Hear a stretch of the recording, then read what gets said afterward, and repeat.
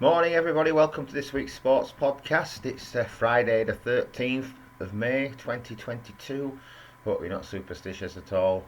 Just before I start this week, I'd like to say I bumped into an old friend, Nick, former colleague in the quiz team I played for, and he said he enjoys watching his podcast every week. So it's really nice to see really old friends and tell you that you actually appreciate what you do, and I appreciate all the people that watch these videos. Don't forget though, if you're on YouTube, when you're watching it, to press the like, subscribe and share buttons, and that'll help expand the audience even further. Anyway, without further ado, let's get on with this week's news. And in the Premier League, well, Manchester City have a slight edge now after the last couple of games. They had a couple of big victories. They beat Newcastle at home last Sunday 5-0. And then on Wednesday evening, they went to Wolves and Kevin De Bruyne basically destroyed them. They won 5-1. He scored 4 of the goals. Liverpool had a really tough game last weekend at home to Liverpool at Anfield, at home to Tottenham at Anfield. They drew 1-1, and then they had a victory, a tough, hard-fought victory at Villa Park against Villa 2-1. Good game. Liverpool probably just about deserved to win, I'd say, as a Villa supporter.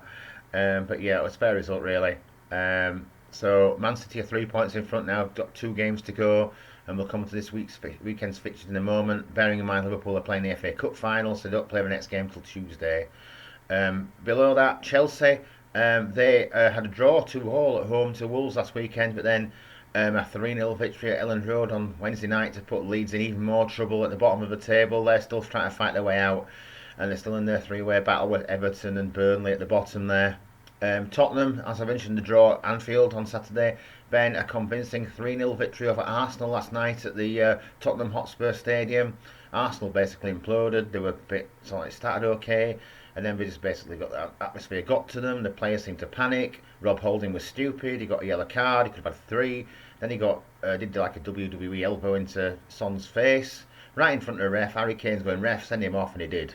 So, and he can't really have any complaints. Arteta after the game was moaning, but to be fair, he hadn't got really much to moan about. He seemed to lack tactical nous a little bit last night, did Arteta, and hopefully for Arsenal fans that won't come back to haunt them in this season. But they move on to the next game now. After having a good result at home to Leeds on Sunday, although they didn't finish them off. Leeds were down to 10 men after Ayling got sent off again. Leeds lacking discipline at the moment. 2 men sent off in the last 2 games with straight red cards. With Dan James seeing red, I think after about 24 minutes on Wednesday at home to Chelsea. So they're making a rub for their own back in some respects, and it's going to be difficult for them to get out now. They've got Brighton at home next this weekend, so you'd have thought maybe that Leeds will look to that one to win. They've got Brentford away last game of the season, but Brighton, their form's been really good after the demolition of Manchester United last weekend, 4-0 at home. They're performing really well, even though they've not really got anything to play for, but they can probably get the highest ever finish in the Premier League, so that'll be motivation enough for Graham Potter's team to try and keep winning. So anyway, on to this weekend's fixtures, and we've got the FA Cup final this Saturday first of all, so I'm going to mention that now, and that's Liverpool against Chelsea at Wembley, and the kick-off time is 4:45 p.m. Saturday, and it's being shown live on both ITV and BBC here in the UK. On Sunday there are 7, I think, Premier League games. The TV matches are 3 TV matches. Tottenham play Burnley at noon at the Tottenham Hotspur Stadium. Then we've got the one, I think it's at 2 o'clock, and that's the big one of the weekend really. West Ham against Manchester City. They're hoping not to slip up against West Ham. West Ham are still trying to chase 6th place if possible. It's probably trying, and I think they need a point to secure 7th, so they're going to get some kind of European football next year. And then you've got at 4:30 kick-off for Sunday is Everton against Brentford. Everton will be looking to win that one and put daylight between them and Leeds and Burnley. Obviously it depends on the outcome of the Burnley game, and Leeds, like I say, are playing Brighton. I think that might be at 2 o'clock. So they're the vital games on Sunday. And then Monday night we've got Monday Night Football, Newcastle at home to Arsenal. Arsenal still have the fate in their own hands, technically, because if they can win the last 2 games, Tottenham can't catch them. But Tottenham psychologically might have the edge if they can beat Burnley on Sunday lunchtime and put the pressure back on Arsenal, because by the time Arsenal play, Tottenham will be 2 points in front. And Arsenal have got a few injury problems. As I haven't mentioned it, Manchester City have a few defensive problems. Arsenal's the same, having lost Holding sent off last night.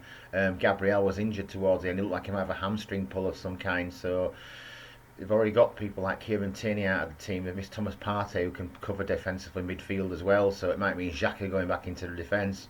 But it weakens them. Newcastle tough team to play at the moment. I know they lost 5-0 at Manchester City, but Manchester City are on another level. Manchester City and Liverpool are on another level compared to all the other teams. So, it doesn't say a lot about Newcastle really. They're good at home. They've picked up massively. They've got some good players. And if you have Trippier and Wilson back in the starting lineup, it's going to be even tougher for Arsenal. So it could be a tough one. And then after that, the other final TV game of the week is Tuesday, Southampton versus Liverpool. And then that's it. We'll see what happens, and we'll know next Friday which the live games are going to be the following weekend on the Sunday for the last day of the season, whether the title can still be won and whether everything's still up for grabs, or whether certain teams will be relegated by that point. Although I'm not sure they can be, to be fair. It might have to go to the last game anyway at the bottom. Okay, so we've talked about the FA Cup final. That's the Premier League and the FA Cup FA Cup final talked about. Move on to the National League now. FC Halifax Town, the final game of the season, Sunday at Edgeley Park against Stockport. Stockport will be playing for the title to go back into the Football League. They need a draw to guarantee promotion back to the Football League. After last weekend, when they lost 3-0 away to Wrexham, Wrexham went ahead on goal difference. Stockport had a game in hand, and they beat Torquay at home 1-0 with a goal by Paddy Madden on Wednesday evening. And in fact, Torquay hit the bar very close to the end of the game, and there must have been a few fluttering hearts there at Stockport.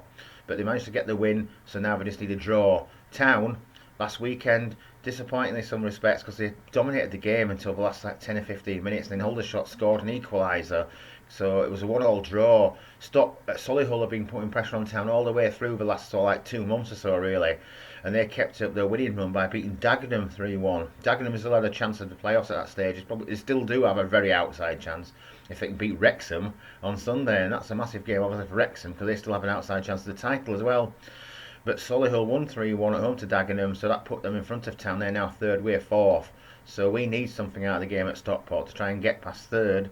And Solihull will be hoping to win their last game. I think they're playing Boreham Wood, but I haven't checked that actually. It's the only thing I didn't check yesterday. But yeah, like I say, Dagenham are playing Wrexham on Sunday, so there's all to play for there. Town are guaranteed fourth at worst. Ideally, we'd like to be third, so we can miss that, get a week off, get some of us players back, because Niall Mars, there's potential for him to be back on Sunday. Jack Senior's likely to be back on Sunday. There's a chance Green could be available for Sunday, but Bradbury's definitely out and hoping to be back for the playoffs. And Luke Summerfield, I'm not sure whether he's going to be able to play even if we get to the final, even we'll be fit by then. So we've lost a few players, but I've got to say, Pierce Bird stepped in the back line alongside Jesse Deborah, and they performed brilliantly. So no reflection on them that happened on Saturday, but it was 1-1 draw. It wasn't down to defence, it was just one of those things really. And fair play to Aldershot as well on Saturday, brought 242 supporters. It's a long way from Hampshire to Shea for an away game, but it didn't really mean anything. But it's the last away day of this season. And like I say, Town, it's important for Town on Sunday. They had 1,000 tickets. The remaining tickets that haven't been sold are available at Shea. I think it's from either 10 or 11 till 2 o'clock tomorrow at the stadium. So Saturday morning, get down there. If you want a ticket and still want to go, you can still get some. There's a few left. Okay, moving on now. We're going to talk about cricket. And the main story this week has been about England and the appointment of Brendan McCullum as the new Test cricket red ball coach. Some say this is a bit of a big taking a chance, because he's not really got a lot of experience of coaching in red ball. In fact, I don't think he's got any coaching experience in red ball game. Most of his experience has been in T20, IPL, white ball cricket. But obviously he's played over 100 tests for New Zealand, so he's got experience of playing the game.